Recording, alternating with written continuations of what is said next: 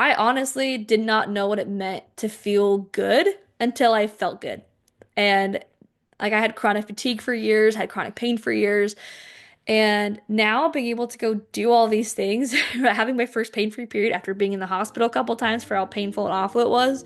Oh my goodness. Like the contrast, like I just wish I could just like take that what that felt like and just dump that into somebody else's like body and their mind and their heart. And they could just get a taste of it because like you don't even know what you're missing out on and how good you can feel until you feel that good. Welcome to the Flourish and Flow podcast, formerly known as the Cycle Way podcast. I'm your host, Caroline Bomer. Here we explore all things women's health and cycles and what it means to honor your natural ancestral biology in a modern world so you could heal your period and reclaim vibrant health. Each episode will explore how your hormones, fertility, and your body really work, giving you simple, actionable steps to create a life full of ease, healing, and confidence. So, with that, let's dive into today. A lot has happened since we released finished up season one last year, almost exactly a year ago, actually.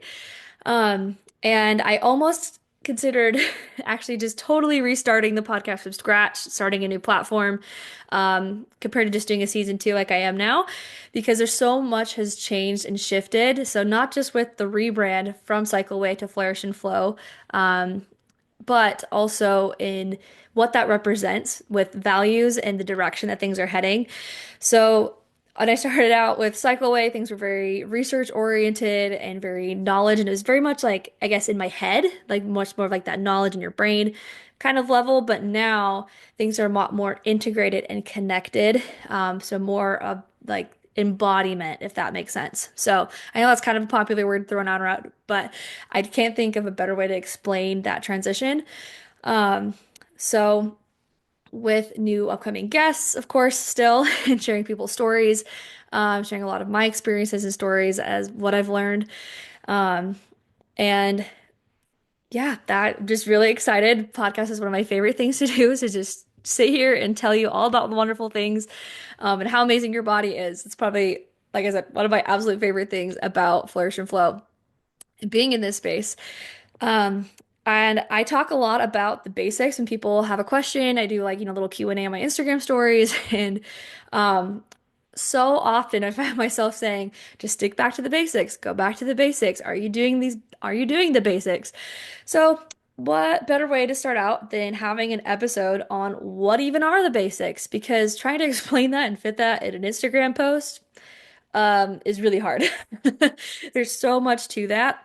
And I definitely share a lot of bits and pieces, but this is just a little one-stop shop for all things on building the foundation and just getting back to the basics of what it means to have happy hormones and um, what to look for and how to start creating that. So, um, when I say the basics, really, it's about getting back in tune and living within your biology.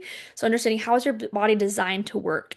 It's why I picked the word flourish to begin with flourish and flow, because when you look at the definition, I can't remember I'm paraphrasing here, but basically, when something is in the right environment, it naturally thrives. So, how can we create that when your period, when your body, when you give it the right environment, it will naturally just flourish. It'll just naturally grow really, really well. So, um, like I remember hiking last year and found wild strawberries just out in the middle of a forest, deep in a national forest. And I was like, what? I was like, I know what that is. That's really distinct and there's nothing like it. But yeah, it was full on little strawberries growing and, no human intervention growing and meanwhile, people have like their gardens and they're like, yeah, half my plants are dying and not doing well. And I've got to have this special fertilizer and it's all these things, all these tools and gadgets. It's like, do we really need all that? Because look at this, it's just growing and flourishing just out in nature. And I think a lot of times with human beings, it's kind of done a similar thing where we've taken ourselves out of context, of our natural environment. We like almost separate ourselves as if we're not part of nature and we're above it or we're just not like it doesn't have an effect on us and yet we are just natural biological beings. Um, So yeah, that's how human beings have lived for who knows how long. And so if we can understand that, because also people have been having babies and needing to be fertile, it's survival and fertility are the top two priorities of human body. So, um, it's so funny to me that we see period problems and they're so common nowadays, which is unsurprising with our modern lifestyle and things. But it's because like because of those modern inventions, and then we give more modern interventions to try to fix it. And sometimes we just got to take all that away. Um, and we don't need to all go live off grid in the middle of the woods with no electricity and running water. But, we still can have jobs. I'm still recording a podcast on my computer. But it's just how do we blend that? And so we can support our periods and our bodies, and so that they can work and just naturally function at their best, um, while still living life. So it's like, and that's going to look a little bit different for everybody, but this should be a really good starting point, um, to start recognizing what does that look like for you. So a quick little story. I don't know if you've heard of orcas and like in captivity versus in the wild, but I've heard bits and pieces. And it was so interesting seeing the contrast. So, um, and again, kind of like the strawberry thing, there's a little parallel of what happens when you take things out of context, like natural biological things out of context. In the wild, they live like up to 50 years for females and about 30 years for males. But in captivity, they die in their teens and 20s. So huge difference there, especially for females. Like literally half their lifespan gone. Um, and their behavior also changes. They get a lot more aggressive, which is kind of crazy because they're already really aggressive animals. Um, they have a higher mortality rate. And so they're dying, quicker and sooner. Um, they're a lot more aggressive. They're harming themselves even. Um, and they have this artificial environment where they're isolated. They don't have, other animals that they're around of their own kind or others. They're in a small container. It's usually artificial materials. A marine animal scientist, Naomi Rose, she said, it's basic biology. A captive born orca that has never lived in the ocean still has the same innate drives. If you have evolved to move great distances to look for food and mates, then you are adapted to that type of movement, whether you're a polar bear or an elephant or an orca. You put orcas in a box that is 150 feet long by 90 feet wide by 30 feet deep, and you're basically turning them into a couch potato. So, with that, same goes for humans. Most of us, I'd say, we're quote unquote born in captivity, so to speak. And if we have evolved to move and to function and to reproduce, and to eat a certain way, then we are still designed for that, even out of that context. Like that is what's going to suit our bodies best. So, um, we have to figure out what do humans thrive with in the wild and how have we survived and thrived for who knows how long, hundreds of thousands of years at this point. Like we've been doing this a minute. Um, and how much has changed in just the last 1 to 200 years, especially. Oh my goodness, so much has changed. Um, so a lot of that's thanks to the Industrial Revolution. We have the introduction of huge changes in women's health, especially within the health system in general. Um, you have the introduction of a lot of, pharmaceuticals. You have a lot more chemicals that are used for food and agriculture. Agriculture's changed a lot. And what we're eating, how we're eating, our light. Just look at the last 10, 20 years alone with technology and the changes in our light with screens and things like that. Um, Cars. Like we have a car from 2001 and then we have one from like 2015, and the contrast in the lights in the cars totally different. And that's not even a 15-year difference. So, yeah, just all these little things that we don't realize, or if you look at like I've seen tons of posts where it's like, oh, I ate that growing up and I was just fine. But when you look at like, I don't know, goldfish, for example, and what was in goldfish 20 years ago is not what is in goldfish today. Totally different list of ingredients. Like McDonald's is a great example. When they started out, fried their fries in tallow. Now, I don't know what they put in there, but it's definitely not anywhere near to that level of like quality, and it's lots of preservatives and just not the same, you know? Like it's under the same name, but it's not the same thing. So, before we get into all the nuances of like how to get back in tune with our bodies and um, how to create those foundations and what those are, I want to show you the signs of what it means when you're thriving. Like, how do you even know if you're doing well? How do you know if you're healthy? Um, because that is a really common thing I see. People think, oh, I'm healthy because I'm doing XYZ. You know, they're like, oh, because I'm getting up and I've got my green smoothie and then I go to the gym and and I'm working out really hard 5 days a week.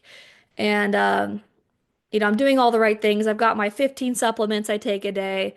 But I'm anxious out of my mind and my periods are awful and I'm having a hard time digesting my food and I'm tired. And it's like really like we think we're healthy because we do the things, not because we are really connected and in tune with what our bodies are telling us, you know? So your body will tell you when it's happy. So, um, uh, quick note too, what works for men is not what works for women. So, I have a little episode on like research from season one. Um, and basically what works for men is not what works for women. It just isn't. So a lot of people will be like, oh, my husband and I are doing this challenge or this, like we're doing intermittent fasting or we're doing a keto thing. That might work great for his biology, and it probably won't work great for yours. So, because you are female and your body's going to respond differently because it has different needs. Again, survival and then fertility is the second highest thing.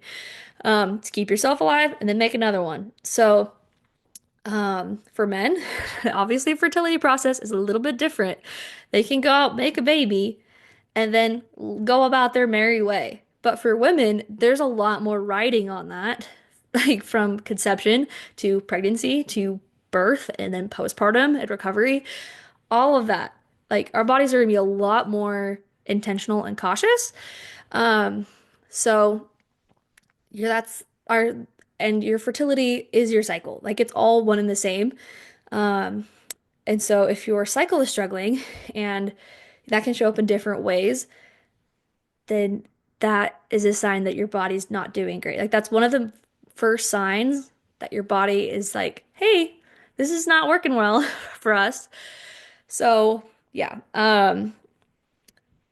diving into knowing how to know if your body is happy and healthy, it really comes back down to metabolism. So that's not just like how skinny you are, or how quickly you digest your food or how much you can eat and stay skinny. Like that's what people think when they think metabolism. But it's not just like weight in food. It's really how your body is able to manage energy. So that includes your thyroid. How's your thyroid doing? How warm is your body? Like that energy output, right? Heat is energy. Um, how is your cycle? Like being able to put out that energy to create life. Um, your sleep, your food, like how you're digesting your food, handling it. Are you be able to get the nutrients out of your food that you need? So when I say metabolism, I mean the entire process of how your body is able to bring in energy and output energy. So, and that balance. And I find that a lot of women, especially, are so quick to restrict input and then expect more output. So we want to have a certain output of like, I want a thriving cycle. I want to have lots of energy. And then we take away food, we take away nutrients, and then we try to spend more energy and like working out harder. And then we wonder why our bodies are struggling and why our periods are awful. So we just gotta get back on that. So, um, more specifically, like temperatures and your pulses, so your heart rate. So if your temperature, it should be at least like 97 and a half, 97.5 degrees Fahrenheit, like your basal temperature. So like the one you take when you track your cycle and wake up first thing in the morning.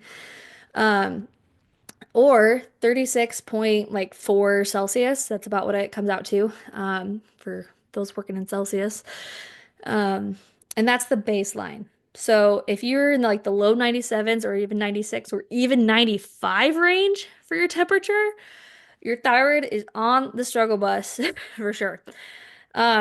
Or having cold hands and feet. How many memes have you seen about having cold hands and feet and how it's like kind of a cute little girl thing? It is not a cute little girl thing. Your thyroid is struggling. So, we want to be warm. Like that is your body conserving energy. Like that is what cold is less energy. So I'm also would not be surprised if you're tired and your cycle is struggling and just brain fog, all that. Um, then you have your heart rate. So when you're waking up or resting, like your resting heart rate should be about 75 to 80 beats per minute. Again, we think, oh, if you're a marathon runner, you can have a low heart rate. Like that's super great. Again, low energy output. Those in like the pro metabolic space, you can be a stellar athlete and your heart rate will still be like 80 beats per minute. So, um, if you're having a full, vibrant, abundant input, your body is going to have a full, vibrant, abundant output, and that can show up. One of the first things to check, easiest things to check, is your temperatures and your pulses. So, um, with the temperature thing, someone asked, how important is it to temp at the same time every day? Um, I have a whole episode on this. I'd go back to episode 7, I believe it is, um, diving into like cycle charting, but we talk more about like how does your basal body temperature work? Um, and some people are more sensitive than others. Like I can sleep in for like an hour or two and my temperature's not going to change a ton. But for someone else, they be like, they work and then they sleep in on a Saturday and their temperature's going to show up differently because they slept in an hour. So, um, just play around with it, experiment with how sensitive your body is and start to pay attention to those patterns. Um, you can always take it at this, like if you want to be really perfect about it, you can, wake up, take it really quick, and then go back to sleep. Um, so consistency is the key, but yeah, just everyone's body is a little bit different in that sense. Um, so yeah, I kind of touched on energy. You should have really vibrant energy, like, and that will change throughout your cycle because hormones are fluctuating, totally normal. But it shouldn't be so extreme to where you're like hyper and then like crashing hard, where you can't even hardly function throughout the day. So, ideally, things will be generally consistent. You should still be functional, with some variation that matches your hormones changing. Um, so feeling, most energetic around ovulation, slowest on your period. Um, but overall, yeah, you should not be fatigued. The word fatigue is popping up, or that sounds like a word that's like, oh yeah, I feel like fatigued. That's a red flag to look for. So, with your cycle, you should be confirming ovulation. Your period should be easy. You shouldn't have any PMS. You should have a nice long luteal phase. It's at least 10 days long. I will add a little caveat if you are breastfeeding, having wonky cycles for a little while is totally normal, or if you don't even have it back yet, totally normal. I have a whole episode on that as well of what to expect postpartum because it could be a few weeks, it could be like 18 months until you get your cycle back. Totally normal. There's so much variation there of what's happening, and so many factors. So that's the only nuance, biggest nuance there. But yeah, your cycle should be easy, regular, pain-free, symptom-free, like not a roller coaster. Um, so you should also be able to be fertile. So again, there's so much nuance to each of these topics, and this one especially. But generally speaking, you should be able to conceive and carry life. Like that is a great sign. There are things that are, like I said, there's nuance, things that happen. I went through that. Um, it doesn't mean you have to like get pregnant right away first try, not even thinking about it. Um, but generally speaking, and Also, I would say that includes not being on birth control because that is going to mess with all of everything I've talked about so far, from metabolism to um, your thyroid to your energy, just digestion, nutrients, all of it. And you're purposely shutting that down for whatever reason. You're blocking that. So that is like you're choosing to disconnect from your cycle and from your fertility, from um, that center of creation and that creative energy. Um, yeah, and so you're not making any hormones. You're actually more in like a menopause-like state hormonally, which is not biologically normal if you're in your fertile years. So, that's definitely going to have an impact as well. Another sign of a really healthy, thriving metabolism would be your sleep. So, if you can fall asleep and stay asleep, that's great. Um, if you feel awake in the day, especially in the morning, I am of I'm convinced that everybody is biologically a morning person. That is how your hormones are designed to work. So if you wake up feeling really tired and you just can't get out through the day without caffeine, and then night comes around and you're just like, oh, I'm just so wired, or I just can't sleep yet, and I'm like got the surge of energy to go get some stuff done around the house, your circadian rhythm is off. And that's a hormonal thing. So, um, yeah, definitely a red flag. And also we blame so much on hormones too, where it's like, oh, it's just my hormones. Like being pregnant, I've heard like, oh yeah, like I wake up like, 10, like 6 times at night to go to the bathroom. You do not need to do that. Like biologically, that is, it doesn't matter if you're pregnant, doesn't matter what phase of your cycle you're in, like you should be able to sleep, and stay asleep. So, um, and feel rested after you sleep. That's another one. So, um, let's getting last one. I'd say getting into food. So having really good hunger cues and an appetite. So waking up and feeling hungry in the morning. If you don't feel hungry until like lunch, that is not great. You've been fasting and not eating for several hours at this point. You should not naturally just go for like over 12 hours without feeling any hunger at all. Like we almost don't count the 8 hours plus that we're asleep. And so it's like, oh, I just like you didn't eat for a couple hours this morning. It's like, yeah, but that really quickly goes from like 10 to 11 to 12 plus hours of just not eating and not feeling hungry. Um, and so having an appetite, being able to eat and stay full, for about 3 to 4 hours. So I'd say 2 to 4 if you're newer to all this, but you should feel satiated enough and have your that last like ideally 3 to 4 hours until you feel hungry again. You should be able to digest your foods easily. You shouldn't have like that discomfort, bloat, um, like crashing after you eat, that sort of thing. Includes bowel movements, so going in and out. So bowel movements that are easy, regular, 1 to 3 times a day. Like you don't have to sit there for too long. Look at a Bristol stool chart if you're really curious to see how happy that is going for you. Um, yeah, again, the conventional of like, yeah, if you go 3 days without going to the bathroom, that's totally normal. If you're having stuff going in every day, you should have stuff going out every day as well. So it is meant to just, yeah.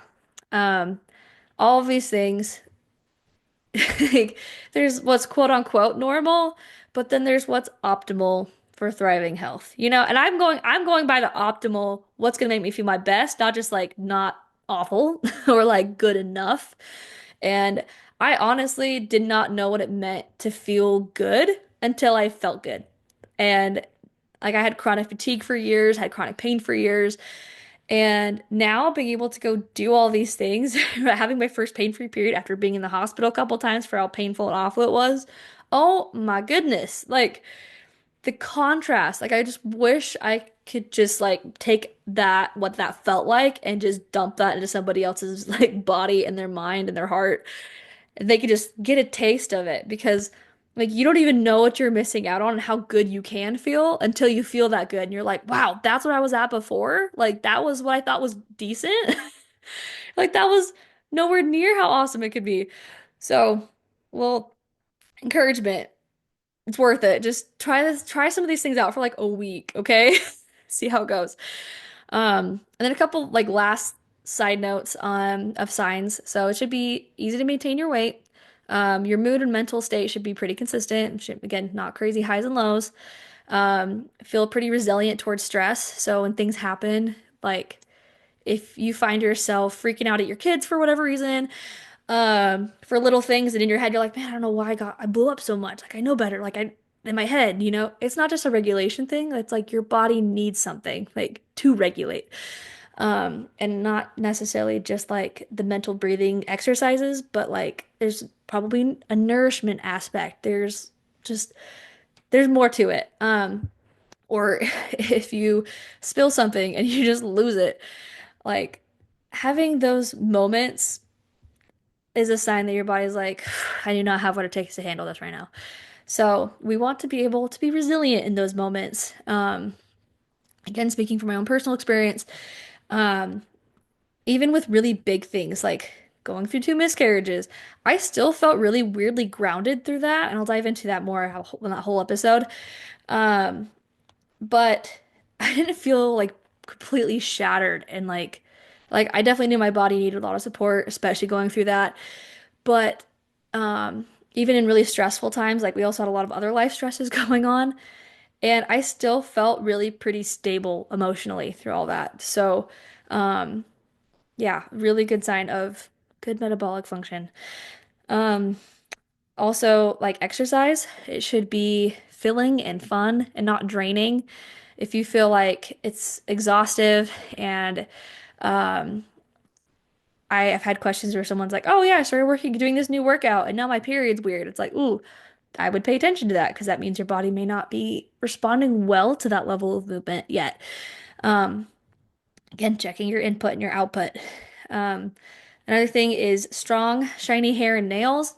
Um, that should be if your nails are breaking really easily or your hair is falling out. Again, red flags. Being able to heal really quickly or pretty quickly from injuries also important. So, yeah, those are all key signs to look for. Um, when I say go back to the basics, like that is what I check on with people. I'm like, start here. Like if I work with people, I talk with people, usually within the first like 2 minutes, I'm like, okay, well, here's all the things we can work on. So I'm willing to bet there's a couple of things that you're like, oh, yep. So now going into the actionable part of going back to the basics of like how do we create the foundation so our bodies can thrive and be happy and healthy. Um, let's just start somewhere. I'm going to list off a lot of things. This is a one-stop shop. I hope you come back and listen multiple times or take notes um, of at least the things that you're like, oh, I should do that. So you have somewhere to start with. Experiment with it, with what sticks out most, and continue to build and grow from there. So, starting off with food, this is the biggest one I start with. Balanced meals, starting with breakfast. So that means you're getting protein, fat, and carbs at every meal. And the exact ratios and amounts are going to change from person to person, which is why I don't share specific ratios unless we're working one-on-one. Um, but it starts with breakfast, and if you're getting animal protein and then you're getting carbs in addition to that, it's gonna naturally balance out. So you naturally get like that fat in as well. So animal protein better than plant protein. Yeah, I will stand by that. Um, Making sure you're eating enough. Again, how is your input if you expect all this output in your life? Um, Most women, intentionally or not, are under eating. So I know I was. I look back and I'm like, oh my goodness. Yeah, no wonder I was tired and um like would just like binge eat at the end of the night. Like a whole like I just it's just so funny, like the difference in how I felt. Um and just going from I was probably getting maybe like 12 to 1400 calories. Um I just really crave sugary, fatty foods, which makes sense because fat has the most calories, and then sugar is the quickest energy. So my body is like, we need as much and as quick as we can. So, ice cream, that was my vice. I still enjoy ice cream, by the way. Just, I'm not relying on it for my calories anymore, like my body was desperate for before. Um, so make sure you're eating enough. And again, it's going to be very person to person, but you're not a toddler. You need at least 2,000 calories and more in your luteal phase. Um, so making sure you're eating enough. That alone, just one of the best things you can do for yourself by far, um, is breakfast and then eating enough throughout the day. Fantastic. Um, and then with real ancestral foods as well. So, looking back at our biology, how have people been thriving for all of history? We learn the most now from watching like modern hunter-gatherer communities throughout the world, and there's a lot of variation, but it all comes back to what they had local and available to them. Kind of crazy when you look at what people had in their local environment, that's what thrived, like that's what helped them thrive the best. So, if you look at like the Inuit, they have a lot of um, fish and whale and blubber and um, like a lot of cold foods. And then they've got some berries. I think I don't think it's for a very long season because it's a very cold climate. But then you go to other parts of the world like Hawaii, and there's tons of fruits, and it's, very, very warm, a lot of tropical areas. But you even look at like nuts and seeds, which are hard to get in nature. So we lessen those a little bit. Um, so like if you're relying on peanut butter for protein, I'd recommend swapping that because for a lot of reasons. But if you look at nuts and seeds that are closer to the equator, they have higher saturated fat, and the more further you get from the equator, the less saturated fat, more polyunsaturated fat you get, which is pretty interesting because saturated fat is very protective against the sun. So pretty cool. How nature works like that. So local, in season, what you have available to you as best you can. Going for saturated fats over polyunsaturated fats. So like, tallow, butter, and ghee, and coconut oil over canola oil and vegetable oil, that sort of thing. Um, Also for the inflammation aspect, it'll be really great for your period. Eating nose to tail, so that includes organ meats, not just muscle meats like ground beef and chicken breast. So like liver, even getting into like spleen, um, chicken, like heart, I guess heart, that sort of thing, like nose to tail. Again, you don't have to jump in that one the deep end. I know that's a lot.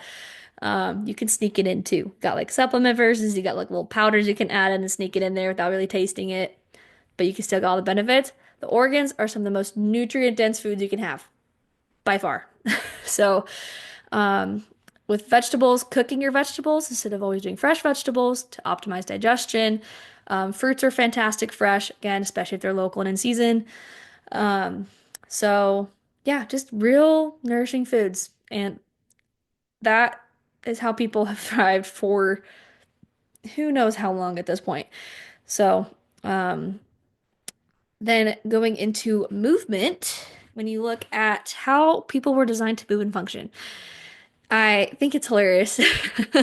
I sit on the floor a lot, um, and not just stuck in a chair. If you're stuck in a chair all day, then that's not. We wonder why we have back pain, and then we're like, oh, restrict your movement and move less and get a brace, and we just tighten and close off more, um, rather than like, wait a second, people have been moving for a long time. Like you look at like 70 to 80-year olds, um, in places like India, and they're squatting on the ground for long periods of time, doing working on little crafts or projects or whatever. Or you look at people working on rice fields in throughout Asia, and they're bent over working in fields on the ground for hours on end, and we're the ones with the back pain. So, it's just so funny because you see pictures like that, and it's like, oh, my back could never do that. And actually, that's how human beings were designed to function is to squat and to bend over and to move. And yeah, like that's what's best for us. It's by not doing that, not practicing that, that we restrict our movement and our bodies get tight and tense and cause pain. So, um, there's a couple different things there. Bam Lionheart, he's absolutely hilarious. But he's like an expert in primal movement. That is his brand, Primal Movement, is how have people been moving and functioning for all this time. Um, so they don't live in pain all the time. And I will say that connects also, like, it's like what does this have to do with periods? Because your uterus is a muscle, your abdomen, all of that is like, if it is tight and restricted, that's gonna affect your period, you know? Like, um, it's it's all connected and it has to do with hydration and how your body's able to get like your uterus and especially is able to get minerals and blood flow. All of that is important. All of it's connected. So I would say Bemline Heart is a really good one. All these I'll link in the show notes. And then Bowspring as well is I don't even know how to explain it. It looks similar to yoga at very first glance, but but yoga can be very tightening and restrictive.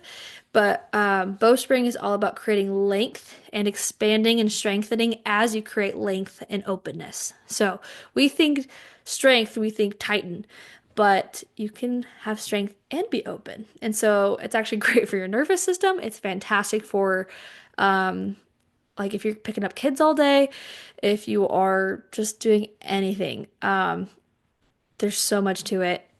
I'll like have a couple there's like a 5 minute one that Corey Malloy put out. It's just a 5 minute thing in the morning.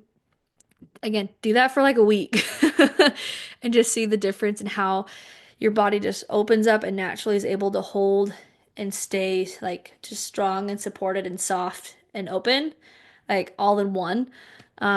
It's made a huge difference for me on so many levels. So, yeah, it's just recalibrating the body like head to toe, moving as one rather than isolating different parts of the body as well. So, really cool. And working with the fascia. If you've seen anything about fascia, do bowstring. Um, Diving into environment now. We're gonna Circadian rhythm is a big one. Big, big, big one. I actually am doing a whole podcast episode just on light because I cannot stop thinking about it. And there's so much I want to say there. But basically, are we in sync with the sun? Are we getting direct sunlight throughout the day, especially midday?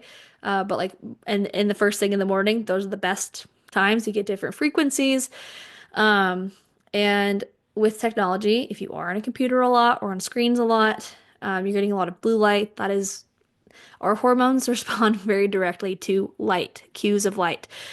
Um, so if we're doing nothing but blue light, we're up late at blue night with our phones or TV at night, then that's going to affect our sleep. That's going to affect our like melatonin, progesterone, serotonin, all those things, dopamine, like all those hormones are affected by light.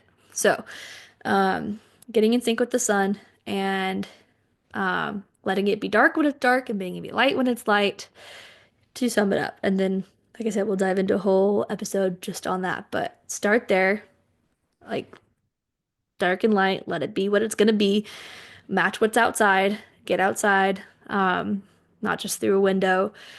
So, try to put your phone away at least an hour before bed so you can um, have that time to wind down and actually produce melatonin so you get better sleep. Progesterone is happy, bada bing, bada boom, periods are happier. So, um, another thing is toxins, so environmental toxins. So, endocrine disruptors. I have a whole podcast episode on that, one of the first I did. But what are you putting in and on your body? So, makeup, hair products, lotions, candles. That's a big one. Um, there's a lot of things that we might have in our environment that we don't even realize. The first and foremost thing is fragrance. If it has fragrance or perfume, It's probably got endocrine disruptors. They could put like hundreds of different things under that little sneaky little word. So, finding things that are and endocrine disruptors are basically they interfere with your body's ability to make, use, and eliminate its own hormones. So it's throwing off all those signals, and is can easily contribute to symptoms like estrogen dominance and hormone problems, period problems. There you go. So, there's a reason, like in a lot of fertility clinics, they are like the people who work there and even go there are not allowed to wear perfume, um, because it messes with embryo development. So, really important in a fertility clinic. Um, so, yeah, um, if it makes that big of a difference to where they made that change there, like why would we not do that in our everyday life for our own bodies and health, you know? So, yeah, toxins is the big one, swapping out products where you can. Again, anything you're putting in or on your body. Um, and this is the whole episode. There's not many to go through everything out right now. You can slow swap things over time. Any improvement is a step forward. Um, The other big thing is stress. So looking at stressors, what is stressing you out? Like, do you have maybe it's an internal thing. It's what your expectations are of a situation. Are you taking responsibility for things in your life, or are you in this state of all these things are happening to me and I can't have any control, and this person said I have to do this and I don't have a choice. Like if you're stuck in that, you're probably stressed out, and I would say you probably need a lot of minerals.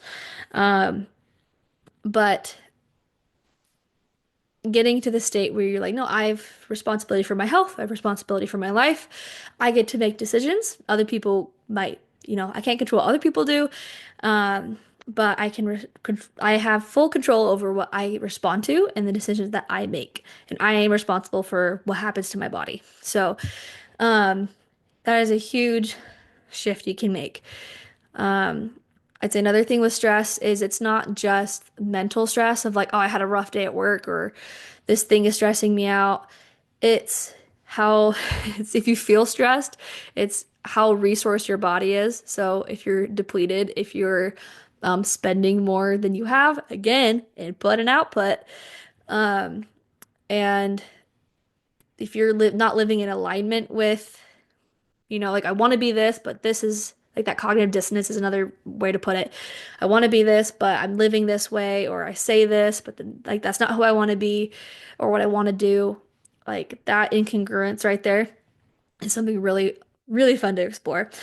Um, so yeah, and there's like I said, there's also more stress than just like having a rough day. It can also be um, stress could be traveling, and that could be a fun vacation, but changing your environment, especially if you're going kind of far, is a stress on your body. And that's okay. Bodies are great at responding to those things. It's just like, well, this is out of the ordinary, going to be a little different than usual. Your body's going to respond to that. So just being mindful of stressors, and things that are going to impact and how your body is going to respond and perceive things, is important. So, a couple last category I'd say is just getting back in tune with your body. So that includes cycle literacy. Um, do you know your cycle? Do you know how to track ovulation? Are you doing that accurately? Um, how you approach symptoms. Are you, again, doing it from like a place of all this stuff is happening to me and I can't do anything about it, and I just need to get rid of these symptoms, and this supplement said I could do that, so I'm just going to take the supplement and call it good. Um, and sometimes supplements aren't even always a pill. Sometimes it's like those cute little lemonade packets that are like, take this and your PMS will be gone. Um, and then you're like, cool, perfect, good enough for me. I just didn't want to feel like that anymore. Like, yeah, like it got rid of the symptom, but is your body really recalibrated? Is it really where it should be underneath that? Like, if you can't make it through your cycle without that, So, how you're approaching symptoms, like mentally, but also like through your actions and how you're working to heal that. Like, are you popping ibuprofen on your period so you can just go get back to work and do a workout? Like, or are you actually listening to your body, taking the time to rest? Um, or if you're really stressed out, are you taking a step back and being like, okay, maybe this is a bit much. Let's reset, redo some things. Or are you like, I'm just gonna push through, I'm just gonna push through, I just have to do it. Like, you have a choice in how you handle things and approach how your symptoms go. Um, so are you listening to your intuition? If you intuitively feel like, oh, okay, this is kind of off, or I need to focus on this. Like for me, part of I think why I ended up conceiving the third time around, um, was because I just felt intuitively drawn to focus on my liver. No rhyme or reason. I just was like, I feel like my liver needs support. And sure, I had some like signs and symptoms, but like I was like, I don't know, just the thought of my liver keeps coming back up. And so I just listened to that and looked up how can I support my liver. And that ties into cravings, and cravings could not just be for food. They can be in other things. Like, oh man, I'm really craving more social time. Like, I'm really craving deeper friendships. Maybe you're craving more purpose in a project, and craving a creative outlet with a ho new hobby. So you can crave all these things, and those are just as important as like as food cravings, I would say. So, because food cravings also have a lot to say about what your body needs and how you're supporting your body. So, on that note, quick side story. There's a farmer, I wish I could remember who it was. But he has a bunch of cows and he helps his cows live very biologically, and I think it's fantastic. But one of the things that helps with animals naturally like deworming is charcoal or parasites is charcoal. I think it's use that for people too. But um so when he's rotating his cows throughout the different pastures, he has like a tree stump of charcoal and like one or two of them so they can go munch on it and then go back to grazing. And it's interesting. He had one cow that stayed and munched on that tree stump, that charcoal burnt stump, for way longer. Like the other ones like went over for a few minutes and then went back and then went and grazed. This one stayed there for like I don't remember how long it was, but it was a long time. It's like over half an hour or something crazy. Um, and he's like, it's so interesting because you look at this cow, it's got this, and it's like really, it's a lot hairier than the other cows. It look different, and those are like telltale signs of cows having parasites. And so this cow just intuitively knew to go eat this charcoal tree stump and to have that more, like because it probably had that going on, and that was the natural, intuitive craving remedy for it. So that was fantastic. Or instead of just like, I guess cows, like, it's a pretty common thing to give them like a block of minerals. But this guy, instead of just doing like a one size fits all mineral block, he like puts out individual minerals. It almost looks like a giant medicine tray, like those little medicine, like weekly tablet containers. Um, and he labels it the different minerals so he can see which ones they eat the most of. And so he's like, oh, they need a lot of zinc this week, or like, oh, they needed a lot of calcium, or I don't know what all the minerals cows need, but um, and so it's more customizable. So fascinating. Like this guy trusts his cow's intuition more than most people trust their own bodies. And I think that's just the coolest thing. So, um, but that also doesn't mean like, oh, I'm just craving a bucket of ice cream, so I'm just gonna have a bucket of ice cream, like why, like diving into like for me, again, personal experience. Um, if I'm craving high sugar and high fat, I know I'm probably under eating. Like I know my body needs energy and it's trying to get that through the quickest and highest way, like calorie possible. So I'm like, okay, cool. I need to start upping, maybe get a larger breakfast, larger meals, something I've really done a lot during pregnancy where I'm like, oh, okay, I probably need to keep upping it again. So, yeah. And really, the last thing I'll say about all that is getting back in tune with your body. It is two-way communication. So, a lot of people are like, oh, listen to your body, which is a huge skill to learn because we were so disconnected from our bodies from day one. Like, literally, as soon as we're born, we're so disconnected from our bodies.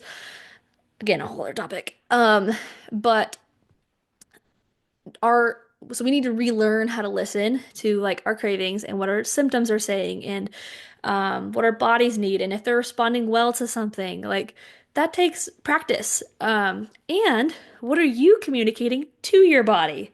So if you are like just popping ibuprofen on your period so you can get through work, and then working out hard and doesn't matter where you're at in your cycle, um, and you're like traveling a bunch, like or whatever it is, and you're like, what is that communicating to your body? It's like, hey, like period doesn't matter. And I'm just gonna ignore it.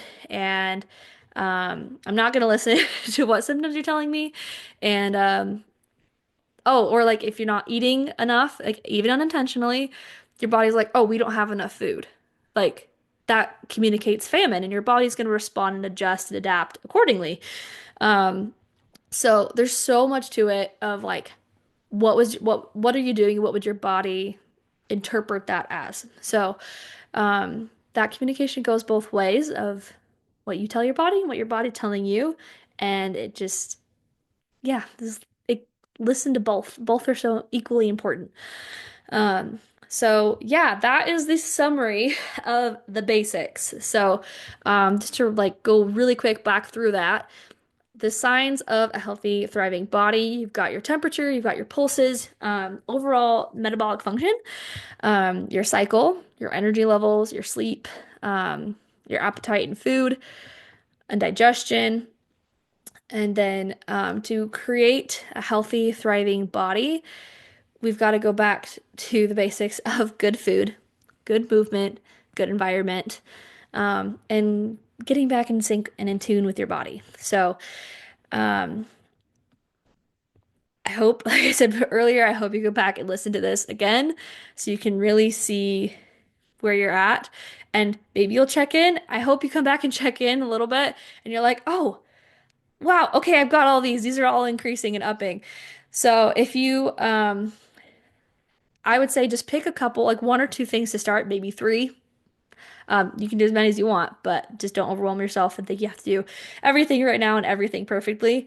Just start somewhere. Start with, I'm guessing there's something that stuck out most to you of like, oh, I should change that. That's your intuition that you should listen to. Um, so you know so you know what your body needs, and what it really means to be healthy. And this is how you support your biology and how your body was designed to function best in a modern world. You can totally do both. And just start somewhere. So, if you need a little extra help and support, I have a free period checklist. It will go through all the symptoms, of like what to look for, red flags and green flags, specifically with your cycle to see how happy your period is. So you can get a really good starting point of like, okay, this is where we're at, and I can start to do this. I did just update it and added a whole page of like a checklist of the top things to start with. A lot of things I talked about here, of ways to start improving your hormonal health. Um, just with simple changes. Like you don't need all the fancy gadgets and tools and like to buy this fancy protocol, all these things. It really is just getting back to the basics. Like start there. And that will resolve probably 90% of your issues of your all of your health problems, not even just your period. So I will have that linked below for the free checklist. And if you want some extra like creative support, like maybe you're like, okay, there's so much I need to work on. I just don't know where to start. Then that is why I do one-on-one calls with people. So I will work with you one-on-one. We can sit down, go really in depth on each of these things and really pinpoint okay, this is what needs the most support. This is what we needs to start with, and create a custom plan just to really get you started. And I have like a one call to where we can just give you a jump start. Like, let's meet, let's hash it out. Like, here's your springboard so you can figure it out and go from here. And I also have more like long-term support options so we can continue to meet and work together. So I've got both because I know everyone's those different needs. But I would love to sit down and get into more of the nuances of your specific needs and lifestyle, and help you learn how to analyze this stuff better and decode it a little bit more. So, yeah, I've got both. And I hope that this episode on getting back to the basics is helpful for you. I honestly think this will be one of the most helpful episodes I put out, especially if you're a beginner.